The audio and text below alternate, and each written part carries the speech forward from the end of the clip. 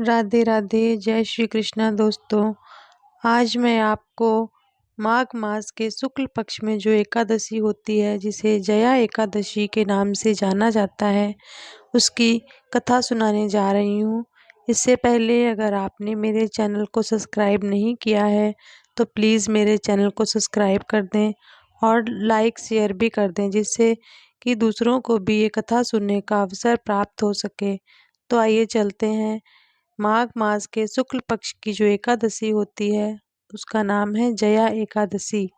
उसकी कथा सुनाती हूँ। भगवान श्री कृष्ण बोले, राजेंद्र बतलाता हूँ, सुनो। माघ मास के शुक्ल पक्ष में जो एकादशी होती है उसका नाम जया है। वह सब पापों को हरने वाली उत्तम तिथि है। पवित्र होने के साथ ही पापों का नाश करने वाली है तथा मनुष्यों को भोग और मोक्ष प्रदान करती है। इतना ही नहीं, वह ब्रह्म हत्या जैसे पाप तथा पिशाचत्व का भी विनाश करने वाली है। इसका व्रत करने पर मनुष्य को कभी प्रेत योनि में नहीं जाना पड़ता। इसलिए राजन, प्रयत्न पूर्वक जया नाम की एकादशी का व्रत करना चाहिए।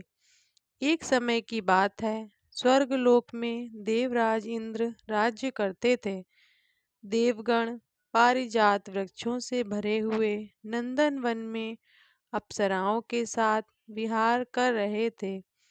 50 करोड़ गंधर्वों के नायक देवराज इंद्र ने स्वेच्छानुसार वन में विहार करते हुए बड़े हर्ष के साथ नृत्य का आयोजन किया।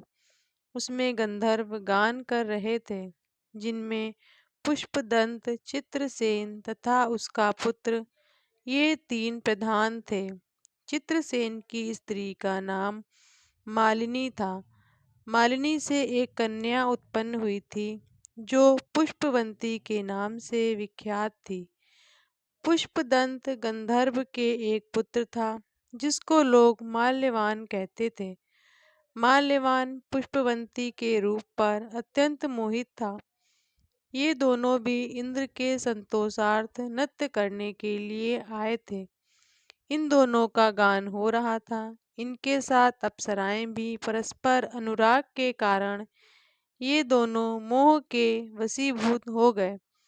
चित्त में भ्रांति आ गई, इसलिए वे शुद्ध गान ना गा सके। कभी ताल भंग हो जाता और कभी गीत बंद हो जाता। इंद्र ने इस प्रभाद पद विचार किया और इसमें अपना अपमान समझकर वे कुपित हो गए। अतः इन दोनों को श्राप देते हुए बोले, ओ मूर्ख, तुम दोनों को धिक्कार है। तुम लोग पतित और मेरी आज्ञा भंग करने वाले हो। अतः पति पत्नी के रूप में रहते हुए पिशाच हो जाओ। इंद्र के इस प्रकार श्राप देने पर इन दोनों के मन में बड़ा दुख हुआ। वे हिमालय पर्वत पर चले गए और पिशाच योनि को पाकर भयंकर दुख भोगने लगे। शारीरिक पातक से उत्पन्न ताप से पीड़ित होकर दोनों ही पर्वत की कंदराओं में विचरते रहते थे। एक दिन पिशाच ने अपनी पत्नी पिशाची से कहा, हमने कौन सा पाप किया है जिससे यह पिशाच योनि प्राप्त हुई है। नरक का कष्ट अत्यंत भयंकर है तथा पिशाच योनि भी बहुत दुख देने वाली है। अतः पूर्ण प्रयत्न करके पाप से बचना चाहिए। इस प्रकार चिंतामग्न होकर वे दोनों दुख के कारण सूखते जा रहे थे। दैव योग से उन्हें माघ मास की एकादशी तिथि प्राप्त हो गई। जया नाम से विख्यात तिथि, जो सब तिथियों में उत्तम है, आई। उस दिन उन दोनों ने सब प्रकार के आहार त्याग दिए, जल पान तक नहीं किया, किसी जीव की हिंसा नहीं की, यहाँ तक कि फल भी नहीं खाया। निरंतर दुख से युक्त होकर वे एक पीपल के समीप बैठे रहे। सूर्यास्त हो गया। उनके प्राण लेने वाली भयंकर रात उपस्थित हुई। उन्हें नींद नहीं आई।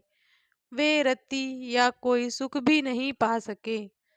सूर्योदय हुआ, द्वादशी का दिन आया।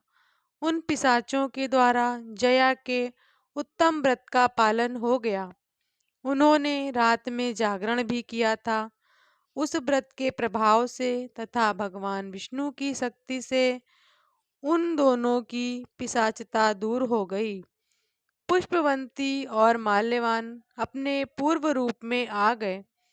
उनके हृदय में वही पुराना स्नेह उमड़ रहा था। उनके शरीर पर पहले ही जैसे अलंकार शोभा पा रहे थे।